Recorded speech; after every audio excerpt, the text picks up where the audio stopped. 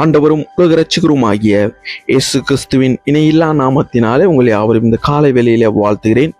இன்று நாம் தியானிக்கக்கூடிய தேவ வார்த்தையானது சங்கீதம் 7:9. தேவரீர் இருதயங்களையும் உள்ளந்திரியங்களையும் சோதித்தருளுகிறவர்.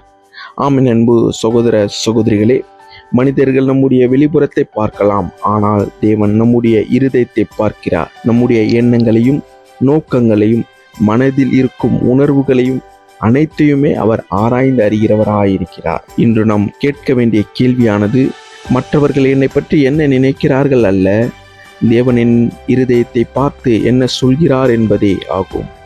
இன்று நம்முடைய இருதயத்தை தேவனிடத்தில் ஒப்படைப்போம், நேர்மையாக வாழ்வோம், தூய்மையான சிந்தனையோடு இருப்போம், நல்லதை பேசுவோம், யாரும் பார்க்காத இடத்திலும் தேவனுக்கு உண்மையாக இருப்போம்.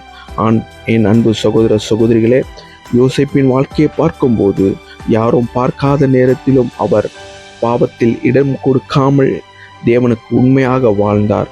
சூழ்நிலைகள் அவருடைய ஒழுக்கத்தை மாற்ற நினைத்தது, ஆனாலும் அவர் நிலைத்திருந்தார். அதனால் தேவன் அவரை உயர்த்தினார். இன்று நாமும் இப்படியே வாழ்வோம், யாரும் பார்க்காத இடத்திலும் நேர்மையாக இருப்போம், யாரும் பாராட்டாத பொழுதும் நன்மை செய்வோம். சோதனைகள் வந்தாலும் தேவனை விட்டு விலகாமல் இருப்போம். நம்முடைய இருதயத்தை தேவன் அறிந்திருக்கிறார். ஆகவே மனிதர்கள் அல்ல, தேவனுக்கு பிரியமான ஒரு வாழ்க்கையை வாழ்வோம். உங்கள் இருதயத்தை சுத்தமாக காத்துக்கொள்ளுங்கள். உங்கள் எண்ணங்களை நல்வழியில் நடத்துங்கள். உங்கள் வாழ்க்கையில் தேவனுடைய கிருபையையும் சமாதானத்தையும் பெற்றுக்கொள்ளுங்கள். நீங்கள் செய்யும் ஒவ்வொரு நற்காரியங்களிலும் வெற்றியும் ஆசீர்வாதத்தையும் தேவன் தந்து உங்களை உயர்த்துவாராக. மனிதர்கள் பார்வையை விட தேவனுடைய பார்வையை ஏற்று வாழ்க்கை உண்மையான வெற்றியை உங்களுக்கு தந்து தேவன் உங்களை ஆசீர்வதித்து வழிநடத்துவாராக.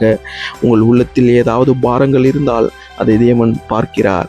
உங்கள் எண்ணங்களில் உங்களுடைய செயல்களில் ஏதாவது தடங்கள் வந்தாலும் தேவன் அதையும் பார்க்கிறார். விதமான தடைகள் எல்லாத்தையும் நிலைத்து உங்கள் பரிசுத்தமான வாழ்க்கையை நீங்கள் காத்து கொள்ளும் போது தேவன் உங்களை நல்வழியில் படுத்தி உங்களை ஆசீர்வதிக்க வல்லவராயிருக்கிறார். கர்த்தர் தாமே உங்களையும் உங்கள் குடும்பத்தையும் ஆசீர்வதித்து வழிநடத்துவாராக. கர்த்தர் உங்களை நேசிக்கிறார். God bless you.